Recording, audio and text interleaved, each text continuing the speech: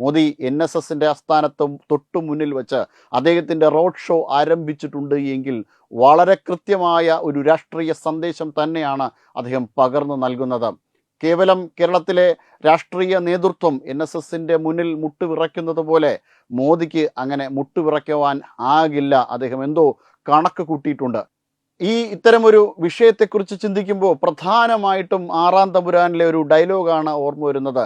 കുളപ്പുള്ളി അപ്പനും ജഗന്നാഥനും തമ്മിലുള്ള റോഡരികിൽ വെച്ചിട്ടുള്ള ഒരു സംഭാഷണം. ആ സംഭാഷണത്തിൻ്റെ അവസാനം നരേന്ദ്രപ്രസാദിൻ്റെ കുളപ്പുള്ളി അപ്പൻ പറയുന്ന ഒരു ഡയലോഗുണ്ട്. ഇവനെ സൂക്ഷിക്കണം, അവൻ്റെ കണ്ണിൽ തീക്ഷ്ണതയോടെ എന്തോ കത്തുന്നു, വാക്കിന് സൂചിമുനയുടെ മൂർച്ച, പിഴയ്ക്കാത്ത ചുവടുകളുമായി അവൻ ഈ മണ്ണിൽ കാലുകുത്തിയത് ഒരു വെറും യാത്രയല്ല, എന്തോ എവിടെയോ ഒരുങ്ങുന്നുണ്ട് എന്ന തരത്തിലുള്ള ചില കാര്യങ്ങൾ കുളപ്പുള്ളി അപ്പൻ പറയുന്നുണ്ട്. അതുപോലെ തന്നെ ആയിരിക്കണം ചിലപ്പോൾ ഇപ്പോൾ സുകുമാരൻ നായരുടെ മനസ്സിൽ മുഴങ്ങിക്കേൾക്കുന്നതും. കാരണം അത്ര വളരെ കൃത്യമായ ഒരു സ്ട്രാറ്റജി ആയിരിക്കും പല കാര്യങ്ങളിലും മോദി എടുത്ത് നടപ്പിലാക്കുവാൻ പോകുന്നത്. അദ്ദേഹത്തിൻ്റെ സ്ട്രാറ്റജി വിജയിക്കുവാൻ വേണ്ടിയിട്ടുള്ള സ്ട്രാറ്റജി തന്നെയാണ് എന്ന് മോദി പലതവണ തെളിയിച്ചിട്ടുള്ളതാണ്.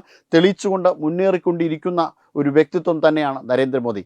അദ്ദേഹത്തിൻ്റെ ആ ഒരു നിലപാട്, അദ്ദേഹം അവിടെ കാലുകുത്തിയിട്ടുണ്ട് എങ്കിൽ പൊതുവിൽ നമുക്ക് മനസ്സിലാക്കാൻ കഴിയുന്നത് NSSന്റെ ആസ്ഥാനത്ത് നിർണായകമായ മാറ്റങ്ങൾ നടക്കാൻ പോകുന്നു എന്ന് തന്നെയാണ്. മനമുയർത്തിയ ആ മഹാപ്രസ്ഥാനത്തെക്കുറിച്ച് ഇന്ന് പല തരത്തിലുള്ള വിമർശനങ്ങളാണ് ഉയർന്നു കേൾക്കുന്നത്. അതായത് NSS ഇപ്പോൾ ശരിയായ ഒരു രീതിയിലല്ല മുന്നോട്ട് പോകുന്നത്. NSS നേതൃത്വത്തിനെതിരെ വളരെ ചരിത്രത്തിലില്ലാത്തവണ്ണം ഒരുപാട് കരയോഗങ്ങളിൽ നിന്നാണ് പ്രമേയങ്ങൾ പാസ്സാക്കുന്നത്. അങ്ങനെ സുകുമാരൻ നായരെക്കുറിച്ച് പൊതുവിൽ വലിയ വിമർശനമാണ് NSSനകത്ത് ഉള്ളത് എന്നുള്ളത്.